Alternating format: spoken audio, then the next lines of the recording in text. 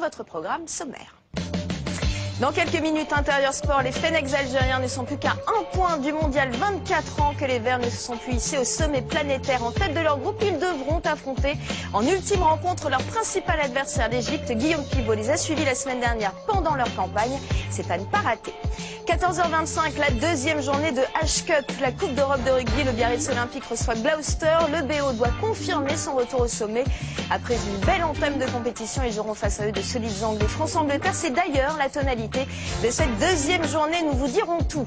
16h30, retour de la Première Ligue. Arsenal reçoit Birmingham pour cette 9e journée. Les Gunners sont passés 6 buts il y a 15 jours à leurs adversaires. Beaucoup d'internationaux chez les Londoniens. Alors voilà, dans quel état seront-ils? La réponse tout à l'heure pour un match qui promet d'être spectaculaire.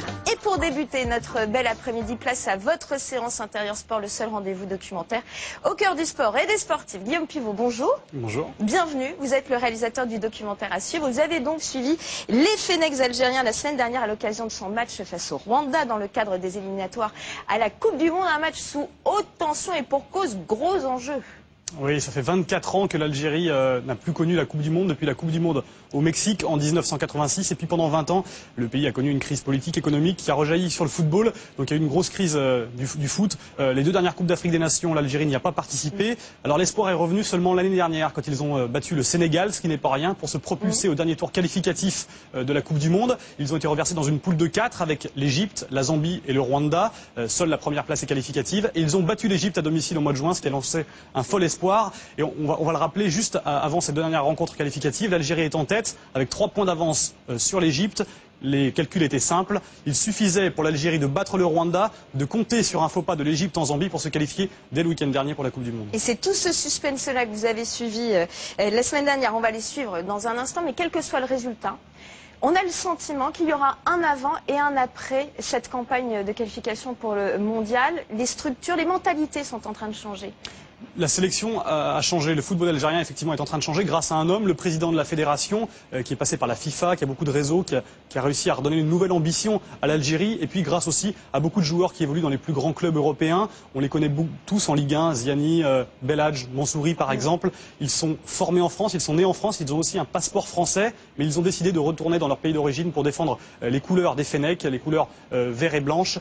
Mais c'est une sélection qui cache un petit peu le problème structurel du foot algérien. Le championnat n'est pas à un très très bon niveau, les observateurs le disent. C'est un championnat qui équivaut au bas de niveau de la Ligue 2. Il y a beaucoup de problèmes de violence, beaucoup de matchs à huis clos, des problèmes de formation aussi, des problèmes de structure. Donc la fédération doit profiter de cet élan pour renforcer la base, parce que l'Algérie, vous allez le voir dans le documentaire, c'est vraiment un pays de foot et il y a beaucoup de talent à l'état pur. L'Algérie, peut-être le marchepied, a utilisé la qualification. C'est le nom de votre documentaire, l'Algérie aux portes du monde, réalisé donc par Guillaume Pivot. Merci beaucoup, regardez.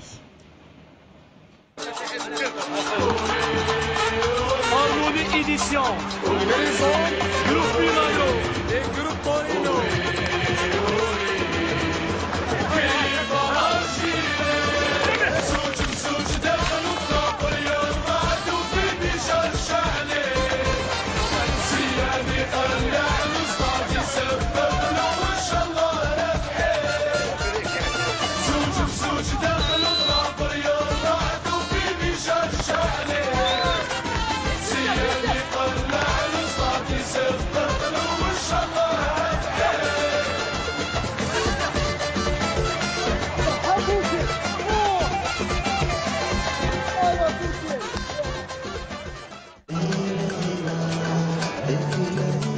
Rafik Saïfi en tête du cortège.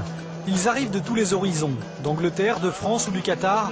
22 joueurs en mission pour tout un peuple pour renvoyer 24 ans après l'Algérie en Coupe du Monde.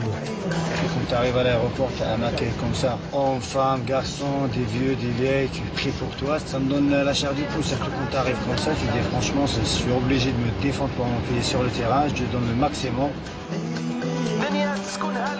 Une semaine pour préparer le match face au Rwanda, mais quelques minutes seulement à Saïfi pour prendre le pouls du quartier où il est né. Je suis très fier et très content. Alhamdoulilah. Toute l'Algérie là.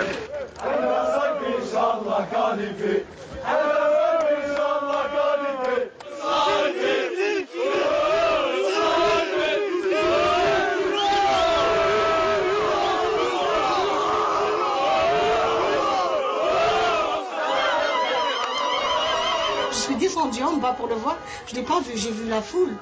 Il y avait plein de voisins, ses amis d'enfance qui le supportaient avec une très grande joie. Alors moi, j'étais aux anges.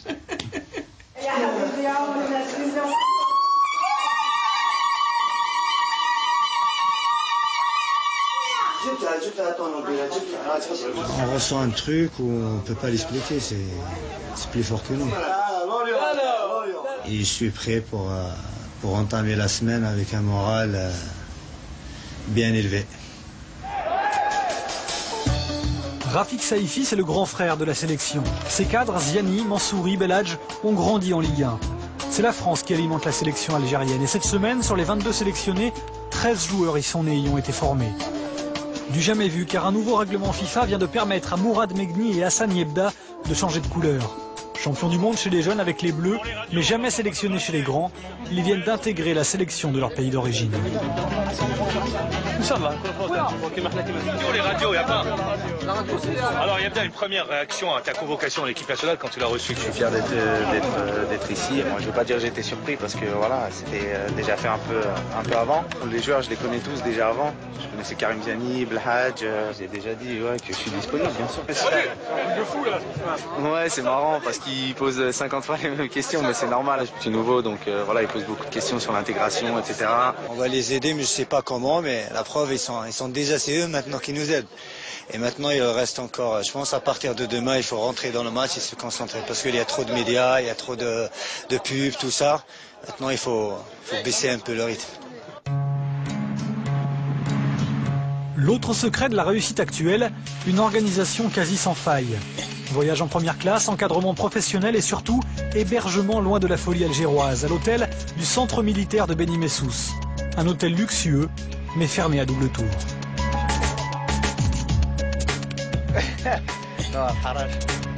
On est à Beni Messous, il fait chaud, la vie est belle, tranquille.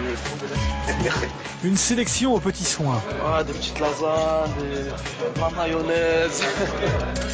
Des conditions dignes des plus grands clubs européens et l'ambiance s'en ressent. Tu peux manger avec nous? Notre caméra sera la seule autorisée à pénétrer dans le terrier des Fennecs. Ça, c'est la nouvelle tendance. Ah, ouais, ça, c'est la nouvelle génération. Ça, c'est où? Mouchar Chemblach, les Allemands. Vas-y, répète, comment t'as dit?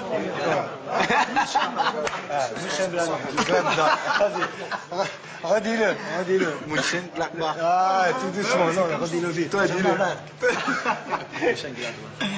Voilà, tu vois. Voilà, c'est ça. Les Algériens d'Europe, les immigrés comme on dit au pays, et les gars du bled, aujourd'hui tout le monde se mélange. Une intégration enfin réussie amène les bons résultats, Je t'aime, maman. car tout le monde y trouve son compte. Au début, on regarde d'un mauvais œil, mais après, quand on voit que les résultats sont positifs, en fait, on s'aperçoit que c'est nécessaire aussi. La plupart des joueurs qui évoluent en équipe nationale, les titulaires, excepté